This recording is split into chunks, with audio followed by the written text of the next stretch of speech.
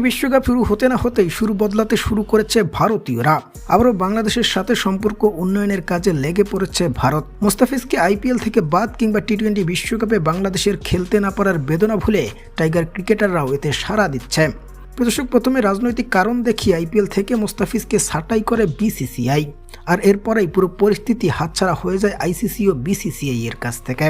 IPL থেকে মুস্তাফিজকে বাদ দেওয়া মানে গোটা বাংলাদেশকে অপমান করার সমান ব্যাখ্যা দিয়ে টি-20 বিশ্বকাপে ভারতের মাটিতে বাংলাদেশের নিরাপত্তার শঙ্কা নিয়ে বিশ্বকাপ আর খেলা হয়ে ওঠে না টাইগারদের। এর মাঝে ভেন্যু পরিবর্তনের নানা নাটকীয়তা এবং বিসিসিআই এর হয়ে আইসিসির পথ চলা এর সবকিছুই জানার সমর্থকদের। যেখানে মুস্তাফিজকে আইপিএল থেকে বাদ দেওয়ায় পিএসএল এর দল লাহোর কালান্দাজ তড়িঘড়ি করে তাকে দলে ফিরিয়েছে। এখন পাকিস্তান সুপার লিগ পিএসএল এ চুক্তিবদ্ধ থাকা মুস্তাফিজকে আর চাইলেও আইপিএল এর দল কেকেআর দলে নিতে পারবে না। মাঝখানে কেকেআর এর একাদশে পেজার সংকট থাকায় মুস্তাফিজকে দলে নেওয়ার আত্মনাদ প্রকাশ করেছিল তাদের ফ্যানবেস।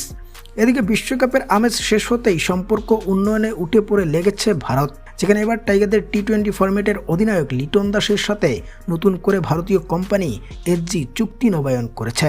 ফলে এখান থেকেই সুস্পষ্ট যে আবারও পুরনো সম্পর্কে পা বাড়াচ্ছে ভারত ও বাংলাদেশ। অবশ্য সম্পর্ক উন্নয়নের পথে ভারতের পা বাড়ানোই স্বাভাবিক, যার ছোট্ট একটা উদাহরণ হচ্ছে ভারতীয় সম্প্রচার প্রতিষ্ঠান রিয়েল ইম্প্যাক্টকে প্রায় 15 বছর পর সরিয়ে পাকিস্তানের টিটিপি ও গ্লোবাল অ্যান্ড ইমার্গো প্রোডাকশনকে দায়িত্ব বুঝিয়ে দিতে যাচ্ছে বিসিবি। এতে ভারতীয় এই মিডিয়া হারাতে যাচ্ছে ক্রিকেট বিশ্বের সবচেয়ে বেশি ক্রিকেট ভক্ত সমর্থকদের। ফলে অনেকটাই বন্ধুসুলভ আচরণ এখন প্রতিবেশী দেশ ভারতের। সব মিলিয়ে প্রিয় দর্শক, ভারত ও বাংলাদেশের সম্পর্ক আবারও আগের মতো হলে আপনার কাছে কেমন লাগবে জানাবেন কমেন্টে।